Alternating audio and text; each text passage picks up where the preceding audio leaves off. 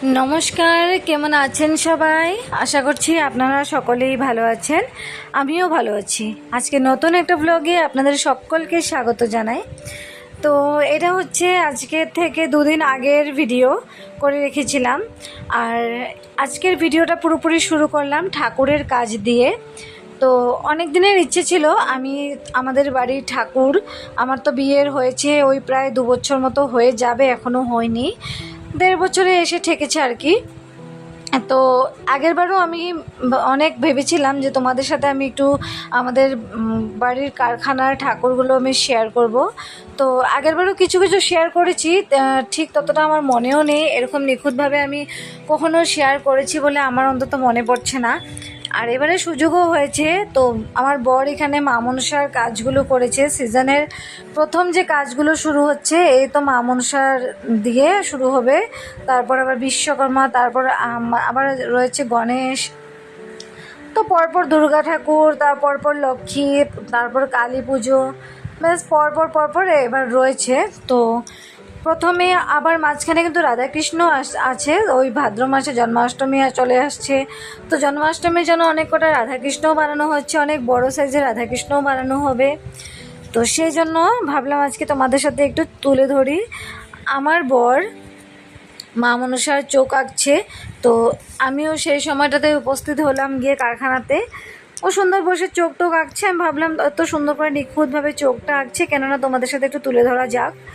তো আমি ওর কাজটাকে একটু তুলে ধরার চেষ্টা করছি, আর খুব সুন্দর করে নিখুঁতভাবে চোখটা কিন্তু এঁকেছে। আর চোখটা দেখে জাস্ট আমি প্রেমে পড়ে গেছি, এত সুন্দর করে ও চোখ আঁকে, পুরোপুরি একটা ঠাকুর সুন্দর করে ও সাজিয়ে ফেলতে পারে পুরোপুরি। তো এই ঠাকুরকে ও এখন রেডি করছে। তো সমস্ত ঠাকুর অলরেডি এক এক করে পরপর ও সেই যে সকাল থেকে বসে যে চোখ আঁকাটা শুরু করছে এক এক করে পরে। তো এখন যে চোখ আঁকছে, এখন একটা ঠাকুর নিয়ে বসেছে চোখ আঁকার জন্য। তো ভাবলাম আমি এখানে কিছুক্ষণ দাঁড়িয়ে সমস্তটা তোমাদের সাথে শেয়ার করি। আর চোখ আঁকাটাই শেষ কথা নয়, এখানে মুখের তো অনেক কিছু রয়েছে, তারপর সাইডে যে সাপগুলো রয়েছে এগুলোকে আরও সুন্দর করতে হবে।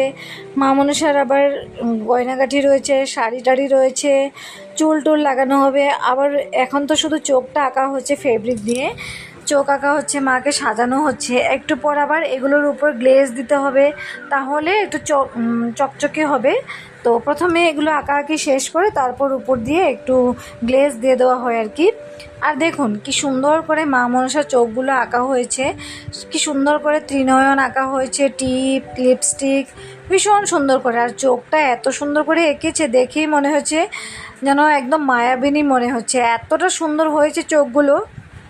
আমি জাস্ট দেখে আমি অবাক হয়ে যাই, ওর হাতের কাজ এতটা নিখুঁত।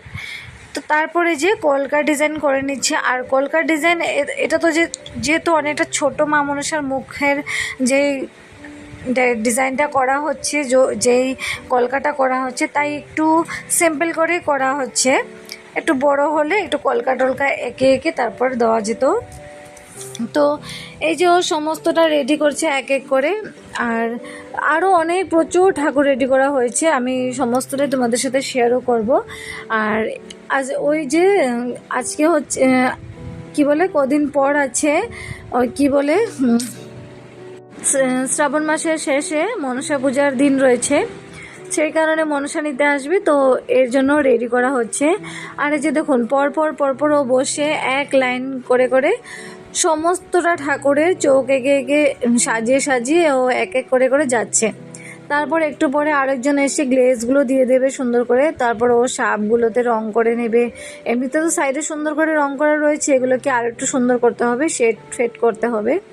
তো সমস্তটা আমি ফুল অ্যান্ড ফাইনাল লুক, বড় ঠাকুরও রেডি হচ্ছে, সমস্তটাই দেখাবো। আর এই যে দেখুন রাধাকৃষ্ণগুলোকে এখনও হাত দেওয়া হয়নি, এখানে হচ্ছে ছোট রাধাকৃষ্ণ শুধু বানিয়ে রাখা রয়েছে। রাধাকৃষ্ণ যেহেতু একটু দেরি আছে, তাই রাধাকৃষ্ণগুলোকে এখনও হাত দেওয়া হয়নি সেভাবে। আর এগুলো হচ্ছে ছোট ডাইসের যে রাধাকৃষ্ণগুলো রয়েছে, তো সেইগুলো এখনও পর্যন্ত ডেকোরেট করা হয়নি, যখন ডেকোরেট করা হবে বেশ সুন্দর লাগবে দেখে। আর আমি তোমাদের সাথে ফুল অ্যান্ড ফাইনাল লুক এগুলো রেডি হওয়ার পর আমি চেষ্টা করব শেয়ার করার। তোমাদের কার আমাদের বাড়ির ঠাকুরের ভিডিও দেখতে ভালো লাগে তোমরা একটু কমেন্ট করে জানাবে। যদি তোমাদের ভালো লাগে আমি সবসময় চেষ্টা করব ঠাকুরের ভিডিওগুলো যদি দিতে পারি, ওই ঠাকুর তৈরি করা থেকে ধরে আমি যদি একটু তোমাদের সাথে শেয়ার করতে পারি তো আমি অবশ্যই চেষ্টা করব। তোমরা কমেন্ট করে জানাবে যদি তোমাদের ভালো লেগে থাকে। এটা হচ্ছে পরের দিনের ভিডিও। পরের দিন আবার শুরু করলাম ভিডিও। আগের দিন এতটুকু আমি রেখে দিয়েছিলাম, তারপর ভাবলাম পুরোপুরি ফাইনাল লুক দেখাবো। তো এই যে পুরোপুরি ফাইনাল লুক, শুধু চুল লাগানো হবে আর কিছু কিছু গহনা বাকি রয়েছে। এখানে 3জন মা মনসাকে অরিজিনাল শাড়ি পরানো হয়েছে, যেগুলো কাস্টমাররা নিজেরা পছন্দ করে শাড়িগুলো দিয়ে যায়। আর যে শাড়িটা কিন্তু বর পরাচ্ছে, আর 2জন ঠাকুরকে পরিয়েও দিয়েছে, সুন্দর করে শাড়িটা পরিয়েছে। দেখুন কি সুন্দর করে শাড়িটা পরিয়েছে। আর এগুলো কিন্তু গ্লেজ দেওয়া আগে থেকেই হয়ে গেছে। চোখগুলো কিন্তু আমার বরই এঁকেছে, এটা আমি পুরোপুরি ভালো করে বলতে পারছি তোমাদেরকে। আমি তোমাদেরকে একটু দেখাচ্ছিও, খুব সুন্দর করে এই বড় বড় ঠাকুরের চোখগুলো এঁকেছে আর গ্লেজ তো দেওয়া হয়েছে।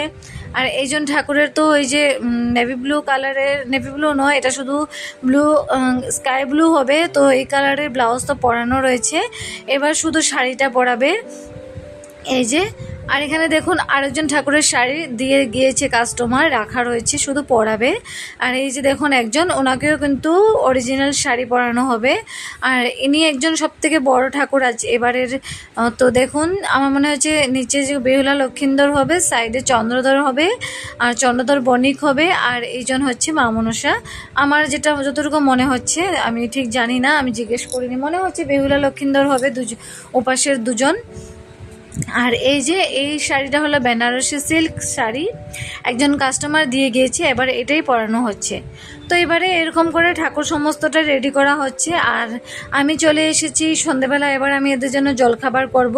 অনেক রাত পর্যন্ত আজকাল জেগে কাজ করতে হয়, তো খিদে পেয়ে যায় বলে আমি চলে এসেছি জলখাবার করব।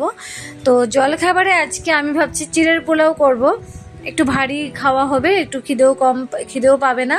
আর এখন যেহেতু রাত্রি প্রায় 1টা-1:30 বেজে যায় কাজ কমপ্লিট করে আসতে আসতে, ওই তো পুজোর কটা দিন, নভেম্বর মাস অবধি একটু কষ্ট করতে হবে। তো তারপর আবার ফ্রি, তারপরে আর কোনো চাপ নেই সেরকম, আবার কিছুদিন ফ্রি, তারপরে আবার কাজ শুরু। তো এরকমই চলতে থাকে। আর চিড়ের পোলাও করব আজকে, শুধুমাত্র আলু দিয়ে করব। আর চিড়ের পোলাও করার জন্য টুকরো টুকরো করে আলু আমি কেটে নিয়েছি। আর রেসিপিটা সেভাবে বলছি না, সবাই তো জানো তোমরা রেসিপি, আমি জাস্ট আজকে বানাচ্ছি। আর আমি কিভাবে বানাচ্ছি আমি সেটাই তোমাদেরকে একটু বলতে চাইছি। আমি চিড়ের পোলাও বানাচ্ছি আলু ভাজা যেভাবে আমরা করি, তো আলুটাকে তার থেকে একটু সাইজে আমি বড় করে টুকরো টুকরো করে কেটেছি। আর না আমি 3টে মতো কাঁচা লঙ্কা আমি মাঝখান দিয়ে চিড়ে আমি আলুর মধ্যে দিয়ে দিয়েছি। আলুটা কিন্তু বেশ আমি লালচে লালচে করে ভেজেছি। আলুটাকে কি হয়, একটু লালচে লালচে করে ভাজলে তো এর স্বাদটা কিন্তু চলে আসে। আর পোলাও বানাবো তো চিড়ের, ওই জন্য আলুটা একটু লালচে লালচে করে ভাজতেই হতো আমাকে। তো ভেজে টেজে তারপর আমি নুন হলুদ তো আগে থেকে দিয়ে দিয়েছি। তারপর কড়াইতে আমি চিড়েগুলোকে যে ধুয়ে রেখেছিলাম, চিড়েটাকে কিন্তু বেশিক্ষণ আমি ভিজিয়ে রাখিনি, না হলে চিড়ে তো একদম গলে যাবে, মানে একদম ছিঁড়ে ছিঁড়ে ভাব হয়ে যাবে। তো ওই জন্য আমি বেশিক্ষণ ভিজিয়ে রাখিনি। তো চিড়েগুলো দিয়ে দিলাম, দিয়ে দেওয়ার পর আলুর মধ্যে যে হলুদ ছিল সেই হলুদে কিন্তু চিড়েটা হলুদ হলুদ হয়ে গিয়েছে, এক্সট্রা হলুদ দিলাম না। এবার কাঁচা লঙ্কা আলুগুলোকে ভালো করে চিড়ের সাথে মিক্স করে নিচ্ছি। তারপর ওপর দিয়ে আমি দিয়ে দেবো একটু চিনি, স্বাদের জন্য একটু চিনি, লবণ দিয়েছি একটু স্বাদটাকে ব্যালেন্সে রাখার জন্য, একটু চিনি দিয়ে দিলাম। এবারে দেব কিছু বাদাম। আর যদি কারি পাতা হতো তাহলে কিন্তু বেশ ভালো হতো। আর যেহেতু কারি পাতা নেই, তো এবার কারি পাতা ছাড়াই করতে হবে। আর কারি পাতা যে আনিয়েও রাখবো, সবসময় তো আর কারি পাতা দরকার হয় না, কারি পাতাগুলো শুকিয়ে যায়, ওই জন্য কারি পাতা আনিয়ে আর স্টক করেও রাখতে পারি না। তো এই যে পোলাও আমি এখানে বানিয়ে নিয়েছি, পোলাও বানানো কমপ্লিট। এবার একটা বাটিতে সুন্দর করে আমি ঢেলে তুলে রাখবো। আর হয়ে আসলে, তারপর একটু ঠান্ডা ঠান্ডা হয়ে আসলে আমি বেড়ে বেড়ে সবাইকে দিয়ে দেবো। আর এবারে চা করব। তারপর দেখুন সুন্দর করে আমি পোলাওটাও করে নিলাম, হয়েও এসেছে, দেখেও ভালো লাগছে। আলুগুলো সব দেখুন আজকে আমি একটু রেডি হয়ে নিলাম, কোথাও যাব না, এমনিতেই রেডি হয়েছি। আর বিয়ের যে গয়নাগুলো ছিল একটু গয়নাগাটি পরে নিলাম। আর এই শাড়িটা পরে নিলাম, এই শাড়িটা শিলচর গিয়েছিলাম, দিদিদের বাড়ি থেকে শাড়িটা দিয়েছিল, আগেই বলেছিলাম। তো ভাবলাম যে এই শাড়িটার ব্লাউজ আমি এখনও বানাইনি। এই যে ব্লাউজ, এটা আমি শুধু বানিয়েছি, এটা অন্য একটা শাড়ির ব্লাউজ। আর এটা আমি খুব মানে একটা অন্য শাড়ির ব্লাউজ, কিন্তু এটাকে আমি একটু অন্যরকম ডিজাইন করে বানিয়েছি। এই যে হাতের ডিজাইনটা একটু অন্যরকম করে আমি বানিয়েছি। আর এই ব্লাউজটা দেখলাম এই শাড়ির সাথে সুন্দর ম্যাচিং করে গিয়েছে, তো তাই আমি এই শাড়ির সাথে এই ব্লাউজটা আজকে একটু পরলাম। আর খুব তাড়াতাড়ি ভিডিও আসছে, এটাও রিলস ভিডিওর মাধ্যমে তোমরা সবাই পেয়ে যাবে।